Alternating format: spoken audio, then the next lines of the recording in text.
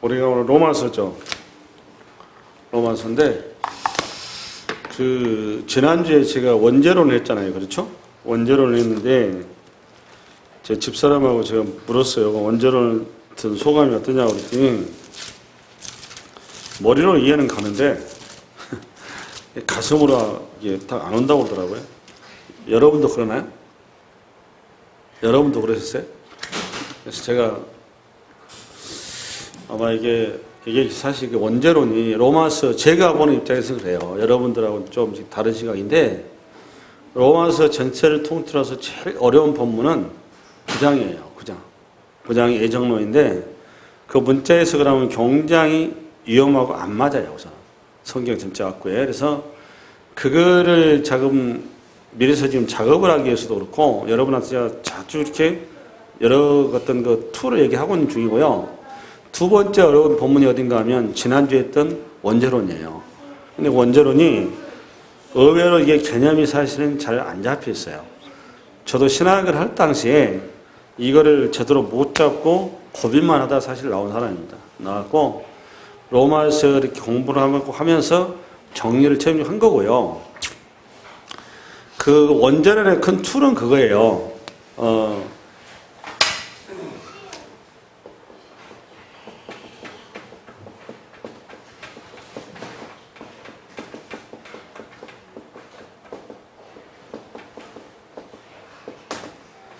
이 세 가지 원리를 가지고, 근데 이거를 좀 여러분들이 그 부분을 좀 접근을 해야 돼요.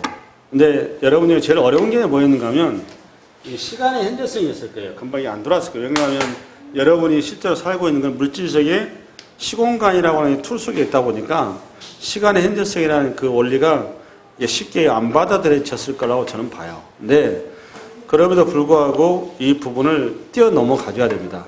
그리고 장차 우리가 만나는 자리는 이 땅의 삶을 마감하면 시간의 현재성으로 들어가게 되어 있어요. 실제적으로. 예. 그래서 이 세 가지 가지고 원죄론을 좀 잘 정리하시기 바라고, 핵심적인 건 그거예요. 아담의 죄가 유전된다는 게 아니라는 겁니다. 이게 중요해요. 유전되는 게 아니라 아담으로 대표되는 범죄는 우리가 아담이라는 거예요. 우리 자신. 이게 중요해요. 그러니까 이게 수천 년 전인지 수만 년 전인지 수억 년 전인지는 모르겠으나 그 자리에 누가 있었다는 거죠? 아담의 허리에 우리가 있었다는 거예요. 그러니까 우리가 그 자리에 있었다는 겁니다. 이게 키워드예요. 오늘 풀어가는. 근데 사실 이게 지금 칼빈의 신학 중에 하나고 이건데 제가 저희 형제 카톡방에 올려서 일부러 누님보다 이렇게 들으라고 올렸더니 누님이 생뚱맞게 답이 왔더라고요. 그래서 저도 상당히 당황스러웠는데 굉장히 중요합니다. 이론은. 예. 우리가 당사자입니다. 당사자. 우리가 조상들의 죄를 유전받은 게 아니에요. 그게 정리가 돼야 여러분들이 구원과 죄가 하나님과 나와의 일대일의 관계라는 것이 이 툴을 통해서 정리가 되는 거예요. 이 아무것도 아닌 것 같아도. 그래서 이런 툴이 잡히는 겁니다. 아멘? 그리고 오늘 이제 6장이 넘어오는데요. 6장이 넘어오기까지 여러분 저기까지 쭉 지금까지 그 1장부터 정리를 해보면 이거예요. 1장에 보면 복음이 있는데 이 복음은 뭐다? 예수 그리스도다. 그렇죠? 이 복음은 예수 그리스도다. 이 복음에서 하나님의 의가 나타났다 했단 말이에요. 그렇죠? 하나님의 의가. 이게 로마서 1장 17절이란 말이에요. 그래서 이 하나님의 의를 믿음에서 믿음에 이르게 한다. 믿음으로 이르게 한다라고 하는 이신칭 신앙이 나온 거예요. 이신칭 신앙이. 이신칭 신앙을 정확하게 우리한테 확실하게 대변해 주기 위해서 사도 바울이 인간의 죄성을 고발한 거죠. 죄성을 고발한 게 1장 18절부터 3장 18절까지. 그래서 이신칭 신앙이 어디로 갔느냐? 하나님의 의인 새로운 우리가 기다렸던 예수 그리스도가 3장 18절에서 21절에 나타나요. 3장 21절. 로마 3장 21절. 24절부터 해서 율법에 하나님의 의가 나타나는데 그게 예수 그리스도. 그다음 24절 시작. 그리스도 예수 안에 있는 속량으로 말미암아 하나님의 은혜로 값없이 어렵다 하심을 얻은 자가 되었느니라. 그렇죠? 이 예수를 하나님이 그의 피로써 믿음으로 말미암은 화목 제물로 세우셨으니 이는 하나님께서 길이 참으신 중에 전에 지은 죄를 간과하심으로 자기의 의로심을 나타내려 하심이니, 이 표현이 굉장히 중요한데, 우리가 예수 그리스도의 믿음으로 예수 그리스도 안에 있는 하나님의 의를 체험할 수 있는 은혜를 입게 되는데, 믿음으로 그 하나님의 의를 예수로부터 우리가 성난을 받았다 하더라도 성부 하나님께서 그거를 승인을 해줘야 우리가 그게 결국은 최종적 마침표가 되는데, 지금 그 얘기를 한 겁니다. 하나님께서, 성부 하나님께서 길이 참으시는 중에 전에 지은 죄를 뭐 하심으로? 간과하심으로. 이 말은 너희들이 예수 그리스도를 참여한 것을 내가 받아주겠다 그 말이에요. 그래서 우리의 구원이 완성이 된다 그 말입니다. 아멘? 예, 할렐루야. 그다음에 여기까지 정리를 하고, 4장은 그러면 그 믿음이 뭐냐라는 것에 대해서 추가적인 사도 바울에게 설명이 들어갔던 거죠. 거기서 예화로 아브라함과 다윗을 들었었고, 5장에 넘어와서 칭의의 복에 대해서 6가지 얘기했어요. 그 다음에 원죄론을 얘기했습니다. 근데 5장 전체의 그 제목은 화목 제물로서 드려주신 예수 그리스도예요. 화목 제물로. 그다음 오늘 그리고 6장으로 넘어오는데, 6장 20절 좀 가보겠습니다. 6장 20절. 6장 20절. 로마서 5장 20절. 5장 20절. 읽겠습니다. 시작. 율법에 들어오는 것은 범죄를 더하게 하려 함이라. 그러나 죄가 더한 곳에 은혜가 더욱 넘쳤나니. 이 표현이 그 일부 다른 그 학자들은 또 다르게 해석하신 분도 계세요. 그런데 요거에 대한 통상적인 해석은 요거예요. 은혜가 높아지려면 죄가 높아져야 된다 그 말이거든요. 있는 그대로 얘기하자면. 근데 이거를 사도 바울이 원뜻은 죄의식, 죄에 대한 자각이 크면 클수록 뭐가 풍성해진다? 은혜가 풍성해진다. 이렇게 얘기를 한 건데, 이거를 바울이 이 표현을 하다 보니까 듣는 독자가 어떻게 이해했느냐? 아, 그럼 죄가 많으면 은혜가 많아지니까 많은 죄가 되겠네? 이렇게 받아들였다 그 말이에요. 그러니까 이거를 물리적으로 이해했다 그 말이에요. 물리적으로. 어떻게 해야 되는데? 영적으로 이해를 했어야 되는데. 그래서 그러다 보니까 무슨 편안이 생겼는가 하면, 당시에 이제 그 가지고 있었던 배경이 또 중요해요. 그 기독교에 아주 큰 영향을 미친 게 뭔가 하면 영지주의입니다.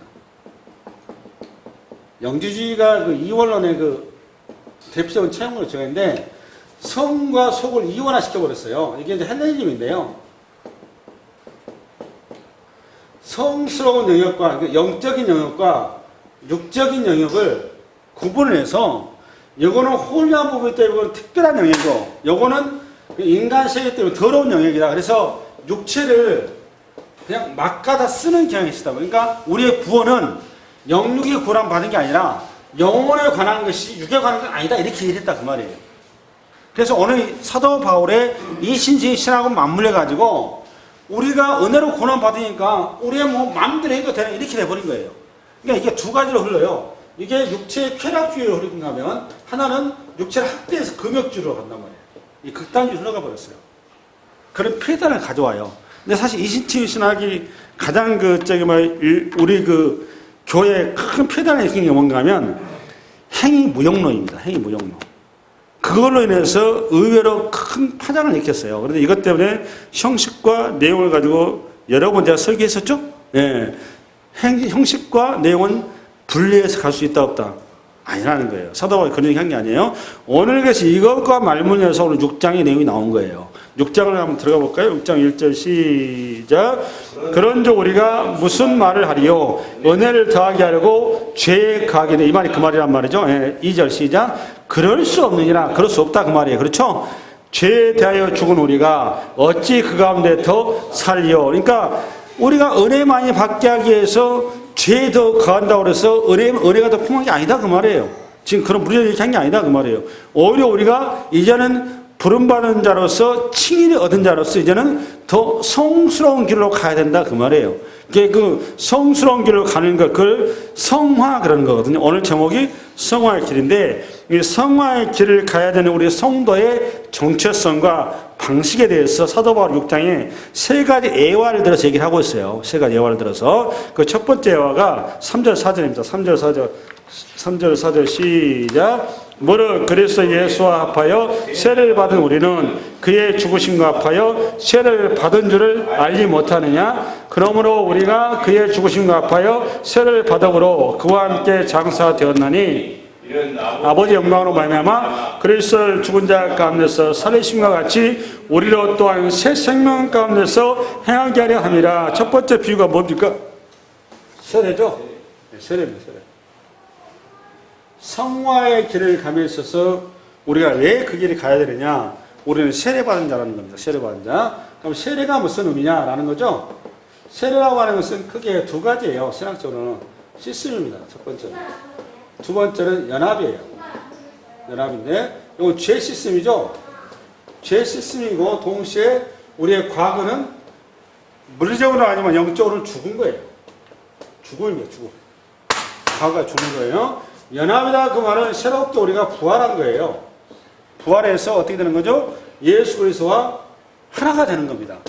그래서 우리 구원이 뭐냐고 얘기를 하면, 신학적인 말로 구원이 뭐냐고 그러면 그리스도와 연합 이렇게 얘기하는 겁니다. 이 연합이라는 것은 물리적인 얘기를 하는 게 아니에요. 물리적인 얘기를 하는 게 아니라 그리스도 안에 우리가 들어가는 거, 그거를 구원 그러는 거예요. 오전에 얘기를 못 했는데 합하야 그 말은, 연합이다 그 말은 에이스 그런 뜻인데 어디에 들어가다 그 말입니다. 이렇게 다음에 연합 얘기가 나옵니다. 예. 그러면 이 세례를 통해서 여러분하고 이 세례가 우리에게 결과적으로 새 생명 가운데로 행하게 하려 함이라고 합니다. 그러니까 세례받은 성도는 새 생명 가운데 어떻게 한다는 거죠? 행해야 된다는 겁니다. 행해야 된다는, 이 말의 의미가 우리에게 주는 중요한 메시지가 있는데 이게 간단한 내용이 아니에요. 이거를 풀기 위해서 여러분 그 출애굽으로 넘어가야 되거든요. 지금부터 출애굽의 전체 과정을 큰 그림 속에서 저하고 좀 나눕니다. 아멘? 여러분 봐보세요. 앞으로 와보세요. 이제 여기 보지 마시고. 이스라엘 백성들이 애굽의 종살이를 하고 나서 바로 왕이 이스라엘 백성을 안 내주죠. 무려 10가지 재앙을 통해서 그들이 어린 양의 죽음이죠. 그러니까 장자 재앙이에요, 이게 지금. 그렇잖아요? 장자 재앙이다 그 말은 장자가 대표성이거든요. 다 죽었다 그 말이에요. 그러니까 결국은 바로가 포기했다는 것은 우리 식으로 신학적으로 말하면 뭐라는 거죠? 죽었다 그 말이에요. 죽은 거예요. 이 죽음을 통해서, 어린 양의 죽음을 통해서 이스라엘은 살았잖아요. 그죠? 그래서 이걸 구원 그러는 겁니다. 구원.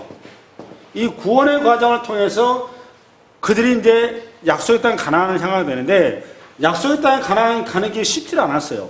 그 길이 중간에 뭐가 있었냐? 홍해가 있었죠? 홍해를 만나요.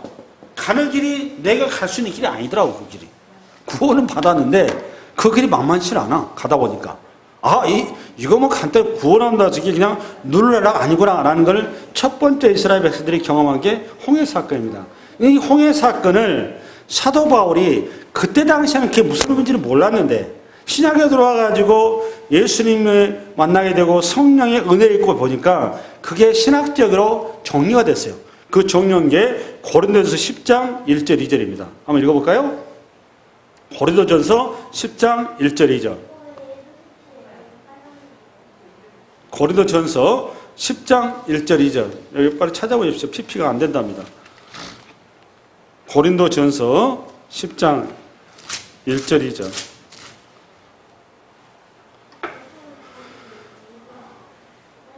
고린도전서 274페이지입니다. 신약성경 274페이지. 펴셨나요? 274페이지 폈으면 하면 폈습니까? 274페이지 펴보세요. 신약성경 274.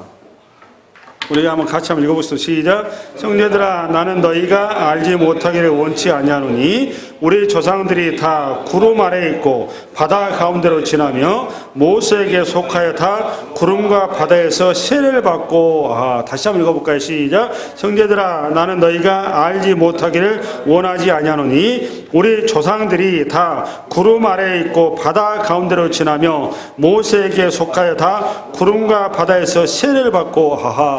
바다라고 그랬어요. 뭐를?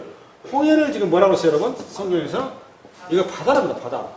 바다를 지났대요. 지났는데 이게 결과적으로 뭐였다? 이게 보니까 세례였다 그 말이에요. 세례. 그렇죠? 네, 이게 중요해요. 그러니까 홍해 사건은 기적을 얘기하려고 한 게 아니었다 그 말이에요. 그 홍해 사건은 우리 신학적으로 보니까 하나님께서 구원받은 백성의 표징으로 하나님께서 우리에게 보여준 사건이었다 그 말이죠. 그럼 여기 질문이 들어가야 돼요. 요한복음에 들어가면 여러분이 신약에 들어오면 여기까지 한 다음에 앞으로 봐보세요. 세례가 두 가지가 있죠. 세례가 두 가지가 있는데 하나는 성령 세례가 있고요. 하나는 물 세례가 있어요. 물 세례. 그러면 여러분 성령 세례가 먼저인가요? 물 세례가 먼저인가요? 성령 세례. 왜 그렇죠? 네? 바뀔 수도 있어요. 사실. 바뀔 수 있는데 정상적인 절차는 성령 세례가 먼저입니다. 오늘도 마찬가지로 구원이 먼저 했잖아요. 구원 다음에 세례죠. 그러니까 본질이 뭔 거죠? 이게 본질인 거예요. 물세례는 뭔 거죠? 현상인 거예요. 이해가셨죠? 그러니까 본질은 성령 세례, 구원이 본질이고 홍해 사건은 너희의 구원이 이런 것이라고 하나님의 표징으로서 하나님께서 그 사건을 너희들에게 보여줬다 그 말이에요. 이게 중요한 거예요. 이해가셨나요? 그러면 우리의 두 가지가 다 하나님의 구원에 관한 내용인데 구원의 내용은 성령세례고 본질은 성령세례는 보이질 않잖아요. 보이는 구원을 실제로 우리의 가시로 보여준 게 뭐다? 물세례다 그 말이에요. 그러니까 우리의 구원은 물세례에 결정되는 거지 성령세례로 결정이 아니야. 그러니까 물세례가 자꾸 이렇게 시비 걸고 그러면 안 된다 그 말이에요. 내 얘기는. 그래 형식이다 그 말이에요. 아멘? 그렇다고 물세례를 또 무시하냐? 그것도 안 되는 거예요. 내용을 담아서 신앙 고백을 하는 거니까. 할렐루야? 예, 그 다음에 또 하나. 여기까지 잘 따라오셨는데, 그 다음이 중요해요. 그 다음에. 여러분, 이스라엘 백성들이 홍해를 건넜으면, 우리식으로 말하면, 암이 치료되고, 그죠? 죽을 병에서 나았고, 또, 내 막힌 사업이, 망해버린 사업이 갑자기 이렇게 회복이 되고, 큰 기적을 체험한 것이 홍해 사건이잖아요. 그렇죠? 홍해 사건. 근데, 그때는 너무너무 신나. 내 인생이 이제 완전히 장밋빛이네. 시원히 살아가고, 이렇게 생각을 했는데, 인생살이가 그러나요? 오늘 김경수 권사님도 집에 싸우고 왔어요. 교회 오는데. 하루하루 편한 날이 없어, 인생이. 인생이 그렇단 말이에요. 맞아요, 틀려요? 맞아요, 틀려요? 세상살이가 그래요. 그러니까 예수 믿는다고 그래서 우리가 영원한 그 기쁨과 거기에 그렇게 충만한 상황이 아니다, 기다. 아니다, 그 말이다. 우리가 고난받았다는 건 죄가 죽은 게 아니에요. 뭐가 죽은 거죠? 죄인이 죽은 거예요. 내가 죽은 거지. 죄는 펄펄 살아서 뛰어. 우는 사자처럼 우리를 다시 죄의 길로 넣으려고 우리를 자꾸 쫓아온다 그 말이에요. 그래서 오늘 본문이 나온 거예요. 이해가시나요? 성화가 무엇인지 오늘 이제 나눌 거란 말이에요. 우리가 그래서 우리의 신분은 하나님 나라의 시민권인데 아직 우리의 몸은 어디가 있는 거죠? 이 땅에 있다라는 거예요. 이 땅에. 그럼 이 갭을 어떻게 우리가 그리스도인으로서 이거를 갭을 메꿔가면서 신앙의 그릇길 갈 것이냐라고 쓴 것이 오늘 로마서 6장이다 그 말이에요. 이해가셨죠? 그걸 찾아가는 겁니다. 그러면 우리의 신앙의 길의 선배가 누굽니까? 이스라엘 백성이에요. 이스라엘 백성들의 신앙의 길을 노적을 통해서 오늘 우리의 노적을 볼 수 있고 이해할 수 있다 그 말이에요. 그렇죠? 그럼 잘 봐보세요. 이해를 좀 잘 하셔야 됩니다. 이게 성경을 통전적으로 딱 보셔야 돼요. 성경을 그 얘기하는 거예요. 언약 백성을 할 때 잘 봐봐요. 언약 백성 했었을 때 제가 한번 두 번 얘기한 것 같아요. 언약 백성에서 언약에 가는 의미가 세 가지라고 그랬어요. 기억나시나요? 첫 번째 뭐예요? 네? 언약의 세 가지. 첫 번째 공급하심이에요. 공급을 하나님께 책임지라 그 말이에요. 두 번째는 보호하신다 그 말이에요. 보호하신다. 이해가셨나요? 우리를 뭐 하신다고? 보호하신다. 세 번째는 인도하신다. 이 세 가지를 통해서 우리 인생 전체를 담보한다 그 말이에요. 야곱이 파란만장한 인생을 걸었지만 결국은 하나님께서 어떻게 인도했나요? 이스라엘의 민족을 이루는 기반을 딱 세워놓으시잖아요. 아브라함과 해서 우리 신앙의 모든 사람들이 전부 다 하나님께서 반드시 끝에는 구원의 놀라운 열매를 맺는단 말이에요. 그게 우리 구원받은 자의 축복의 언약 백성. 아멘? 예, 그러면 잘 봐봐요. 여기가 좀 이해가 됐다면 봐봐요. 이스라엘 백성들이 홍해를 건너서 구원을 받았는데 그 다음에 만난 게 어디예요, 여러분? 광야길이죠? 이 생각 안 해보셨어요? 이왕이면 구원해 주셨으면 하나님이 좀 이렇게 애굽에 좀 좋은 자리에 주님께서 이렇게 딱 이렇게 좀 잡아가지고 거기에 우리가 딱 자리 잡기 좀 얼마나 좋아요. 그렇지 않아요? 아니면 약속의 땅 가나안 땅에 비행기 태웠으면 그걸 딱 태워다 주면 얼마나 좋냐고요. 그다음에 왜 하필 하나님께서 많고 많은 방식이 있는데 왜 이 물도 아무것도 없는 광야로 그냥 몰아버리냐 그 말이야. 그런 생각 안 해보셨어요? 누가 이런 길을 가야 된다는 거죠? 우리가 그 길을 가야 된다는 말이에요. 성도가. 이해가셨나요? 그러면 하나님께서 그거 몰라서 그랬을까요? 절대 그럴 일은 없어요. 왜 광야길로 이스라엘을 몰았을까요? 이스라엘 백성들이 광야에 가다 보니까 생각을 했을까? 아, 가나안 땅에 가는 거 일주일에서 열흘을 가니까 그 정도 식량은 준비해서 나온 걸로 보여요. 그렇죠?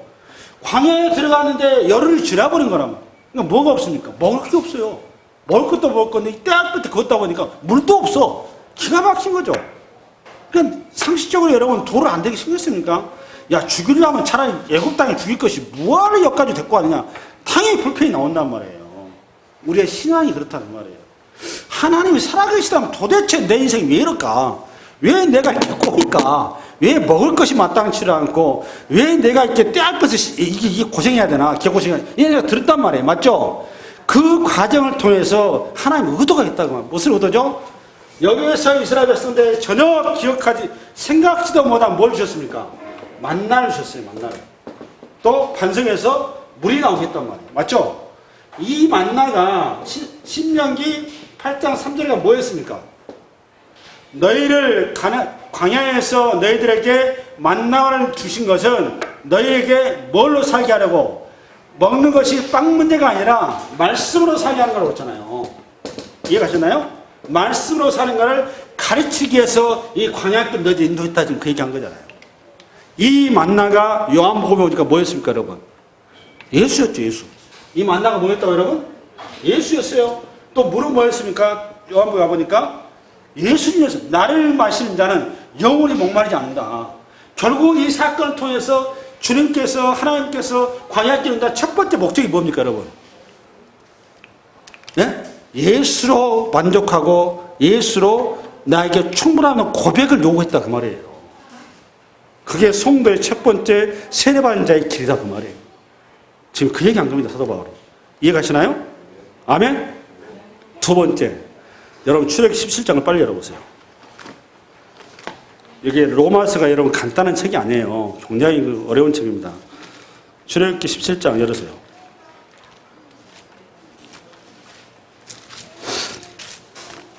8절을 읽겠습니다. 만나 사건 이후에 또 나온 게 아말렉과의 전투예요. 나오죠? 108페이지 열으십시오. 찾았으면 아멘? 아멘? 네, 그 우리가 읽어볼까요? 시작. 그때 아말렉이 와서 이스라엘과 레비딤에서 싸우니라. 모세가 여호수아에게 이르되 우리를 위하여 사람들을 택하여 나아가 아말렉과 싸우라. 내일 내가 하나님의 지팡이를 손에 잡고 산 꼭대기에 서리라. 여호수아가 모세의 말대로 행하여 아말렉과 싸우고 아론과 홀은 산 꼭대기에 올라가서 모세가 손을 들면 이스라엘이 이기고 손을 내면 아말렉이 이기더니 모세의 팔이 피곤함에 그들이 돌을 가져다가 모세 아래에 놓아 그가 그 위에 앉게 하고 아론과 홀은 한 사람은 이쪽에서 한 사람은 저쪽에서 모세의 손을 붙들어 올렸더니 그 손이 해가 지도록 내려오지 아니한지라. 여호수아가 칼날로 아말렉과 그 백성을 쳐서 무찌르나. 저를 봐보실래요? 이 본문을 그냥 보내지 마시고요. 큰 그림 속에서 다시 한번 상상해 보세요. 정상적으로 여러분이 하나님이라면 아말렉과 이스라엘 백성을 전투하도록 여러분이 놔둬야 돼요, 안 해야 돼요? 여러분 이스라엘 백성들은 군사로서 전혀 훈련된 백성이 아니에요. 맞아요, 틀려요? 노예 생활하다가 노가다 뛰다가 나온 사람들입니다. 총칼을 한 번도 잡아본 일이 없어요. 그런데 그 백성이 지금 소위 말하면 광야에서 정예부대를 만난 거예요. 우리식으로 말하면. 아말렉과 이 싸움은 정상적으로 하면 100점 100패일 수밖에 없어요. 이해 가시나요? 그러면 하나님께서 이 아말렉을 끊어버려야 정상인데 그 아말렉과의 싸움을 지금 붙였단 말이에요. 그냥 두 번째 사건이에요. 우리가 그것으로서 우리가 새로운 길을 간다는 것은 우리에게 뭐가 지금 준비되어 있다는 거죠? 앞에? 아말렉이 우리 앞에 준비되어 있다 그 말이에요. 아말렉은 여러 사람마다 다 틀리죠. 어떤 사람은 술이 아말렉일 수 있어요. 어떤 사람은 성격이 아말렉일 수 있어요. 성격. 내가 볼 성격이 아말렉인 사람이 참 많아요. 예. 어떤 사람은 여자가 아말렉일 수 있어요. 이성이. 어떤 사람은 돈이 아말렉일 수가 있어요. 그 전쟁이 오늘 보니까 평생에 나한테 지금 기다리고 있다. 이걸 소위 말하면 성화의 길이 그러는 겁니다. 우리 앞에 이제 그게 놓여 있는 거예요. 근데 이 싸움 방식이 뭐였느냐? 오늘 모세가 이 전쟁이 나 같으면 우리 주님께 오박을 내려서 한 방에 딱 끝내버리면 딱 좋은데 그렇게 안 하시더라고 보니까. 모세가 기도하다가 지쳐가지고 팔이 내려와 지금. 그래 안 그래요?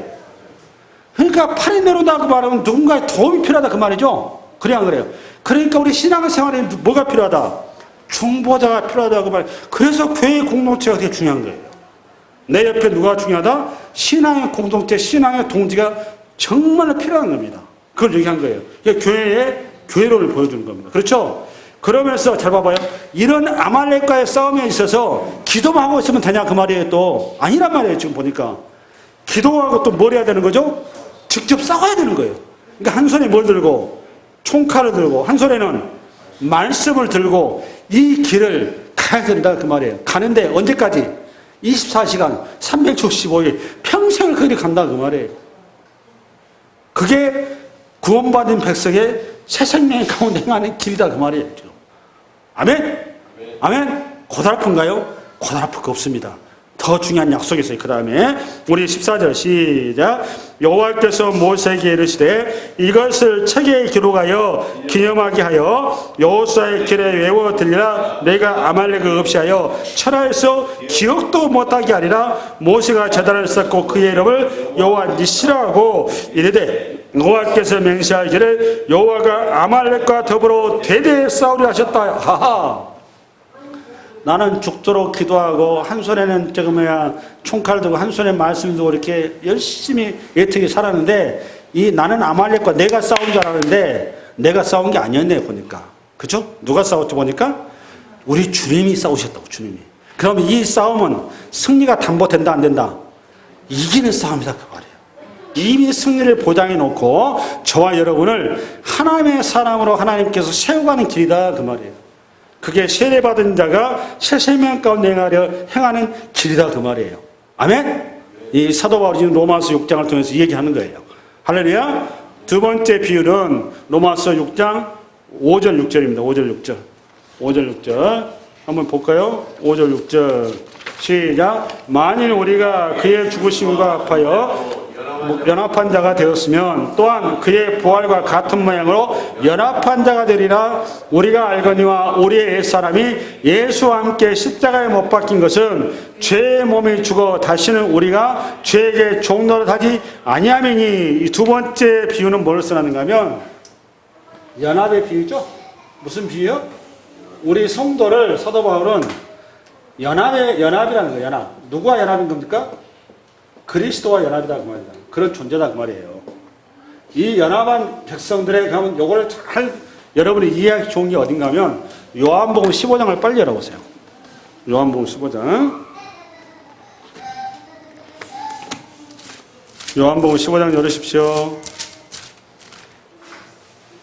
신약성경 173페이지 열어보겠습니다. 신약성경 173페이지. 요 PP 없습니다. 요한복음 15장. 열었으면 아멘? 열었으면 아멘? 아직 두 분이 못 열으셨네요.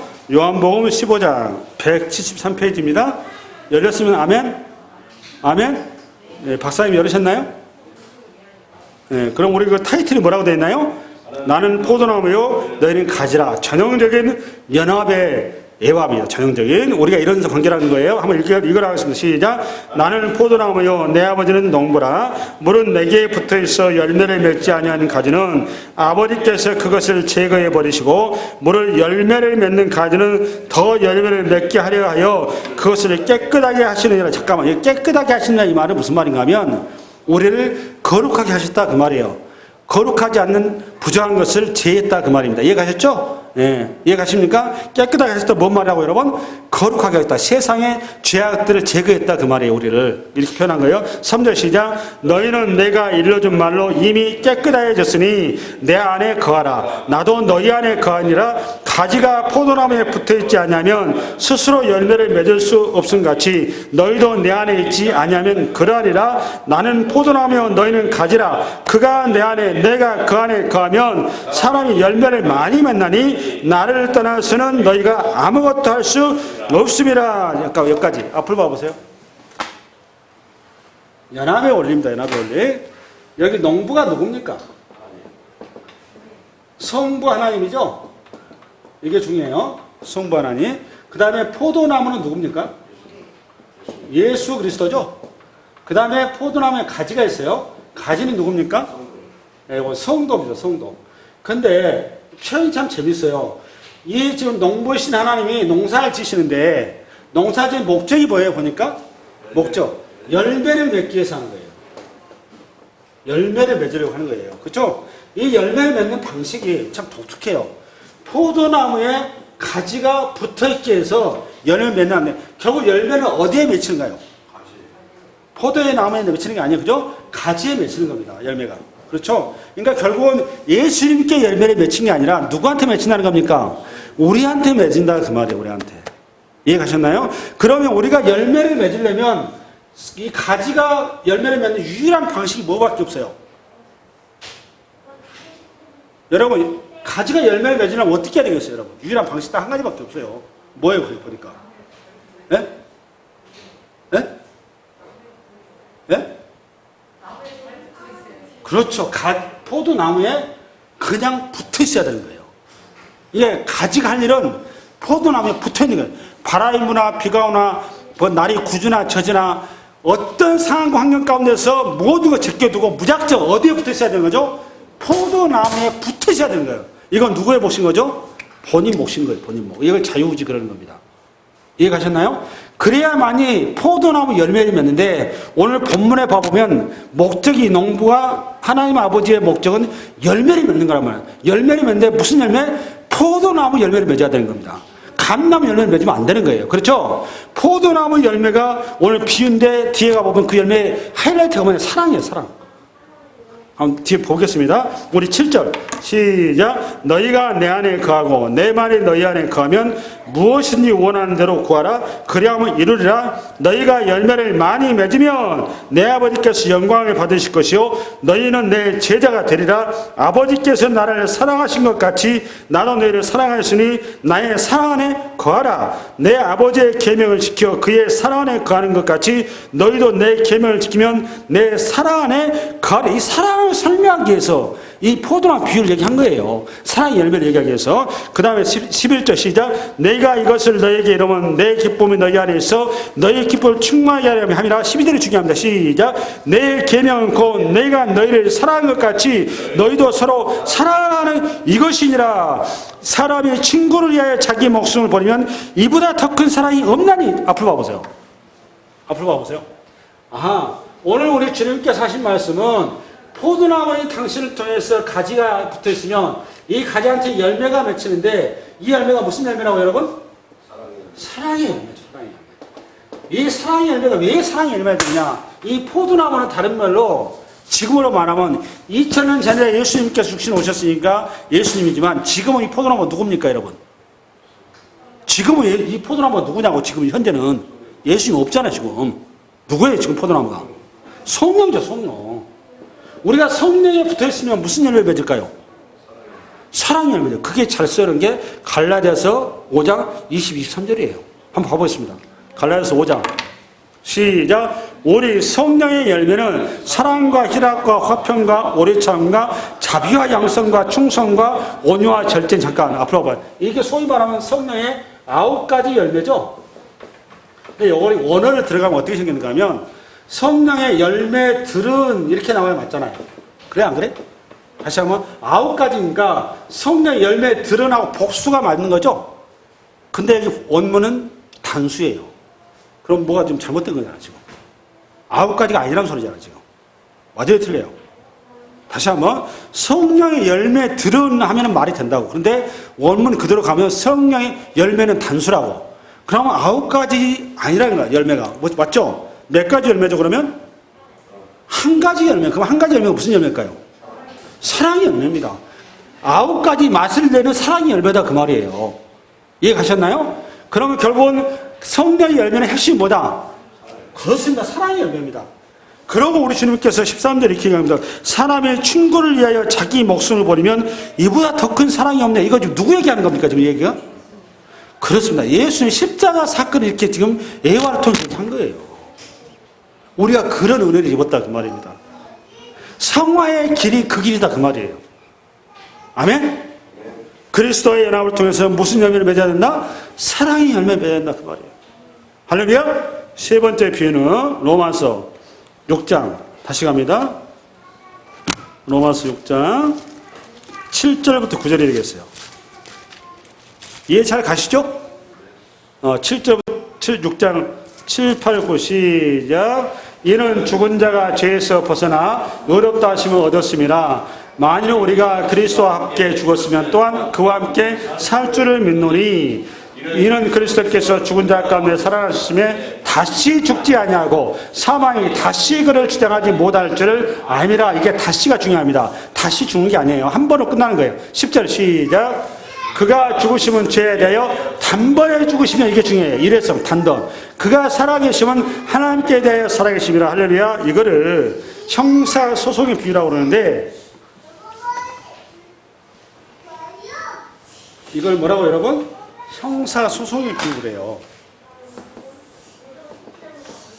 그러니까 사도 바울이 굉장히 유식한 거예요. 지금 형사법에 관한 언어를 쓴 건 이걸 추소라고 그래요. 추소. 오늘 이 본문은 추수하 그 말은 이런 뜻입니다. 예전에 그 노무현 대통령이 그 퇴임한 다음에 부엉이 바위에서 자살해버렸잖아요. 떨어져서. 왜 자살했는가 하면 억울하다 이거예요. 그러다 보니까 검찰이 맛이 가버렸죠. 그러면서 그 다음 검찰이 바로 방송에 뭐라고 그랬습니까? 이 사건은 종결 그래버렸죠. 왜 종결이죠 여러분? 그 사건에 대해서 더 이상 추궁할 대상이 없어져 버렸으니까. 그 얘기 한 겁니다. 우리가 예수 그리스도와 연합됐다 그 말은 우리가 예수 그리스도 안에서 죽었다 그 말이에요. 뭐가 죽었다는 거죠? 우리의 옛 죄가 죽었다 그 말이에요.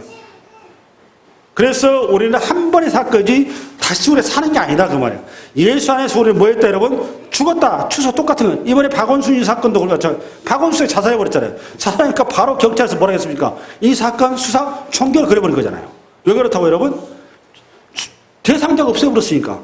우리가 지금 예수 그리스도의 연합이 그 사건이다 그 말이에요. 이해 가셨나요? 그래서 더 이상 우리의 과거의 죄는 추궁의 대상이 된다 안 된다? 안 된다 그 말이에요. 이거를 그래서 고린도후서 5장 17절 고린도후서 5장 17절 고린도후서 5장 17절 시작. 그런즉 누구든지 그리스도 안에 있으면 새로운 피조물이라. 이전 것은 지나갔으니 보라 새 것이 되었도다. 이 말이 그 말이란 말이에요. 이사야서 43장 18절 시작. 너희는 이전 일을 기억하지 말라. 옛날 일을 생각하지도 말라. 보라 내가 새 일을 행하리니 이제 나타낼 것이다. 너희가 그것을 알지 못하겠느냐? 반드시 내가 광야의 길을 사방에 강을 내리니. 여러분 이스라엘 백성들 얼마나 개차반이었어요. 이스라엘 시대에 이스라엘 백성이 개차반했단 말이에요. 그럼에도 불구하고 하나님께서 그 모든 죄를 다 내가 잊어버리겠다는 겁니다. 하나님의 기억은 영원이에요. 영원. 잃어버린 것도 하나님의 영원이란 말이에요. 그런데 왜 자꾸 여러분이 과거 여러분 스스로의 죄 양심에 걸려서 자꾸 사탄이게 구자질하니까 그걸 여러분 들추긴단 말이에요. 그럴 필요 있다 없다? 없다 그 말이에요. 아니야 하나님께서 용서하셨는데 누가 그거가 터치를 합니까? 우리가 지금 그런 존재다 그 말이에요. 칭의받은 존재가. 할렐루야. 이런 칭의받은 이런 존재는 그럼 어떤 삶을 살아가야 되느냐? 그걸 써놓은 게 로마서 6장 12, 13, 14절이에요. 한번 써볼까요? 시작. 그러므로 너희는 죄가 너희 죽을 몸을 지배하지 못하게 하여 몸의 사역을 순종하지 말고, 잠깐 앞에 12절. 그러므로 너희는 죄가 너희 죽을 몸을 지배하지 못하게 하여 몸의 사역에 순종하지 말고. 이게 참 우리를 가슴 아프게 하는 거예요. 몸의 사역이 아직도 우리 가운데 존재한다, 안 존재한다? 존재한다는 거. 왜 그럴까요? 아직 우리가 천국에 안 갔잖아요. 우리의 몸이 이 땅에 있단 말이에요. 그러니까 자꾸 혈기 부린단 말이에요. 안 싸우면 좋은데 여전히 우리의 자아는 그대로 거기에 익숙해 있는 거예요. 그 자리가 더 우리에게 더 편하고 그 자리가 더 우리에게는 오히려 더 쉬워요. 그게 우리의 현 주소다 그 말이에요. 지금 이해가셨나요? 예. 그러니까 우리가 이런 우리에게 주님께서 지금 처방을 내려놨습니다. 13절 시작. 또한 너희 지체를 불의의 무기로 죄에게 내주지 말고 오직 너희 자신을 죽은 자 가운데서 다시 살아난 자 같이 하나님께 드리며 너희 지체를 의의 무기로 하나님께 드리라 이겁니다. 잘 봐봐요. 우리가 여기 지금 뭐 우리의 심령은 천국에 있지만 우리의 몸은 이 땅에 있단 말이에요. 그렇죠? 그런데 이 땅에 우리의 몸이 있기 때문에 우리는 이 죄된 세상에서 여기서 우리가 끊을 수가 없다 그 말이죠. 몸의 사역에서 우리가 자유롭지 못하다 그 말이에요. 그런데도 불구하고 우리가 어떤 길을 가야 되느냐? 이제는 불의의 무기가 아니라 무슨 무기로? 의의 무기로 가야 된다 그 말이에요. 의의 무기로 우리가 되어져야 된다 그 말이에요. 도대체 가면 무기란 단어를 써놨어요. 무기란 단어를 써놓으니까 이거는 지금 평시 상황이니까 전시 상황이니까 전시 상황이죠. 우리가 예수를 믿는다 그 말은 새로운 전쟁에 들어와 있다 그 말이에요. 그거를 잘 써놓은 게 에베소서 6장 12절입니다. 어떤 전쟁 상황인가? 에베소서 6장 12절 시작. 우리의 씨름은 혈과 육을 상대하는 것이 아니요 통치자들과 권세들과 이 어둠의 세상 주관자들과 하늘에 있는 악의 영들을 상대함이라. 할렐루야. 그러니까 이미 우리는 영적인 큰 전쟁 가운데 와 있다 그 말이에요. 13절 나와 있는가? 시작. 그러므로 하나님의 전신갑주를 취하라. 이는 악한 날에 너희가 능히 대적하여 모든 일을 행한 후에 뭐하기 위해서? 서기 위해서. 여러분이 넘어지게 하는 것이 목적이 아니에요. 우리가 서야 돼. 우리 김지영 집사님처럼 넘어지면 안 돼. 서야 되는 거야. 우리가 서기 위해서는 뭘 해야 되는 거죠? 지금 전신갑주 입어야 돼. 이 전신갑주가 에베소 사도 바울이 그때 당시에 물리적인 전쟁 기준에서 6기가 나옵니다. 6기가 나오는데 우리 에베소 6장을 찾아보세요. 열어보세요. 에베소 6장. 에베소 6장을 빨리 펴세요. 에베소 6장을 펴십시오. 여기 PP 없어요? 예. 317페이지. 317페이지 펴놨나요? 317페이지. 마무리할 겁니다. 예. 317페이지. 폈습니까? 우리가 설 수 있는 방식, 우리가 어떻게 하면 설 수 있는가, 시험에 들지 않는가, 그걸 사도 바울이 에베소 6장에서 잘 설명을 했단 말이죠. 폈죠? 아멘?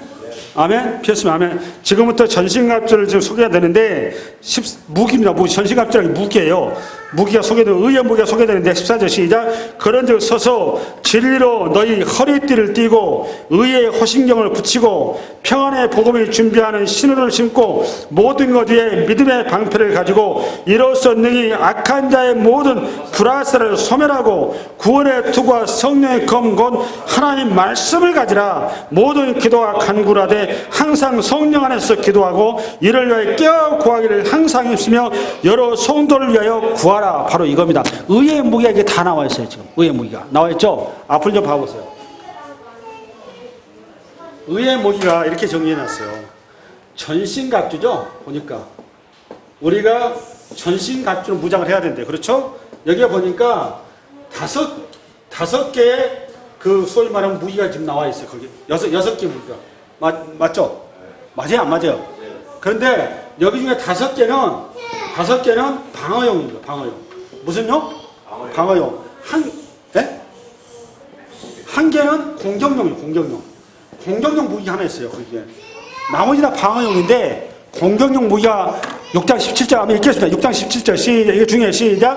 구원의 투구와 성령의 검 곧 하나님의 말씀을 가지라. 그러니까 다른 건 전부 다 방어용인데 오늘 뭐가 공격용인 거죠? 하나님의 말씀, 성령의 검이 유일하게 공격용 무기다 그 말이에요. 그러면 여러분 하나님의 말씀이 공격용 무기가 뭘까? 이걸 마지막으로 가지고 여러분 들어가셔야 돼요. 할렐루야? 아멘? 우리 의의 목인 공격력 목인 말씀을 가지고 가야 돼. 이 말씀이 뭘까? 여러분, 하나님께서 말씀을 가지고 온 세상을 뭐 했죠? 창조했어요. 말씀을 가지고 창조하셨어요. 세상을. 말씀에는 능력이 있어요. 말씀에는 치유가 있어요. 말씀에는 구원이 있어요. 마음으로 믿어 의에 이르고 입으로 시인해서 구원을 입은 겁니다. 여러분, 우리의 고백은 말씀의 근거에서 나오는 거예요. 아멘. 내 속의 말씀이 내 혀를 통해서 언어를 통해서 표현된 거란 말이에요. 무기란 말이에요. 무기. 무척 중요해. 얼마나 중요하냐? 히브리서 4장 12절 열어봐요. 4장 12절 시작. 하나님의 말씀은 살아있고 활력이 있어 좌우의 날선 어떤 것보다 이래요 혼과 영과 및 관절과 골수를 찔러 쪼개기까지 하며 또 마음의 생각과 뜻을 판단하는, 이렇게 말씀이 중요하단 말이에요. 할렐루야. 그래서 야고보는 우리에게 혀가 중요하다고 누누이 강조를 합니다. 그 현장으로 가겠습니다. 야고보서 3장을 빨리 열어보세요. 야고보서 3장 마지막입니다. 야고보서 3장 신약성경 373페이지 내리십시오. 신약성경 373페이지 폈나요? 3장 쭉 있나? 계속? 우리 앞에 보겠습니다. 시작. 우리가 다 실수가 많으니 만일 말에 실수가 없는 자라면 곧 온전한 사람이라 능히 온몸도 굴레를 씌우리라. 우리가 말들의 입에 재갈 불리는 것은 우리에게 순종하게 하려 그 온몸을 제어하는 것이라. 또 배를 보라. 그렇게 크고 광풍에 밀려가는 것들을 지극히 작은 키로서 사공의 뜻대로 운행하나니 이와 같이 혀도 작은 지체로되 큰 것을 잘하노다. 보라, 얼마나 작은 불이 얼마나 많은 나무를 태우릴까. 혀는 곧 불이요 불의의 세계라. 혀는 우리 지체 중에 온 몸을 더럽히고 삶의 수레바퀴를 불살르나니 그 사는 것이 지옥불에 나느니라. 여러 종류의 짐승과 새와 벌레와 바다의 생물은 다 사람이 길들일 수 있고 길들여 왔거니와 혀는 능히 길들일 사람이 없나니 쉬지 아니하는 악이요 죽이는 독이 가득한 것이라. 이것으로 우리가 주 아버지를 찬송하고 또 이것으로 하나님의 형상대로 지음을 받은 사람을 저주하나니 한 입에서 찬송과 저주가 나오는도다. 내 형제들아, 이것을 마땅하지 아니하니라. 셈이 한 구멍으로 어찌 단물과 쓴물을 내겠느냐. 아멘. 여러분, 마지막으로 사도 바울이 우리에게 의의 병기, 의의 무기를 가지라고 얘기했습니다. 그것이 에베소에 가보니까 의의 무기가 뭐였습니까? 전신갑주더라고요. 그 전신갑주 중에서 5가지는, 그 6가지가 나와 있는데 5가지는 방어용이고, 우리가 실질적으로 힘을 발휘했으니 힘쓸 수 있는 공격력이 하나 있으니 그게 성령이고 곧 말씀이더라. 그 말입니다. 그 말씀이 얼마나 능력 있고 권세 있는지 야고보가 이렇게 써놨단 말이에요. 그렇죠? 그러면 여러분, 우리의 언어가 어떤다는 겁니까? 사람을 죽이고 살려간다는 거예요. 그래서 오늘 사도 바울이 하고 싶은 얘기는 그겁니다. 오늘 아까 성령의 열매가 무슨 열매? 사랑의 열매예요. 그러면 사랑의 열매 하이라이트는 뭡니까? 뭘 통해서? 우리의 언어를 통해서 사랑의 열매가 맺어지고 안 맺어지고 한다 그 말이에요. 우리의 언어의 열매가, 말씀의 열매가 뭐가 된다는 겁니까? 사랑의 말이 된다 그 말이에요. 생명의 말이 되고 은혜의 말이 되고 살리는 말이 되고 남을 붙드는 말이 돼야 되지, 남을 정죄하고 자르고 싸우고 분열일으키는 말이 되면 안 된다 그 말이에요. 그거를 그래서 골로새서 4장 6절이 마지막입니다. 4장 6절. 골로새서 4장 6절 명심하겠습니다. 시작. 너희 말을 항상 은혜 가운데서 소금으로 맛을 낼 것 같이 하라. 그리하면 각 사람에게 마땅히 대답할 것을 알리라. 무엇을 어떻게 하라고 여러분? 소금으로 맛을 낸 것 같이. 뭐를? 우리 언어가, 우리의 말이, 우리 혀가 그렇게 길들여야 된다 그 말이에요. 그럼 소금이 갖는 속성은 뭐예요? 변하지 아니하고 변개치 아니하고 자기의 색깔을 분명하게 드러내게 하는 거란 말이에요. 우리가 뭘 분명히 드러내야겠습니까? 생명을, 사랑을, 은혜를, 하나님의 나라를 분명하게 드러내는 언어로, 혀로 우리가 세워져야 된다 그 말이에요. 그게 의의 병기로서는 우리의 태도여야 된다 그 말이에요. 이 초대에 여러분 아멘을 응답하시기 바랍니다. 수고하셨습니다.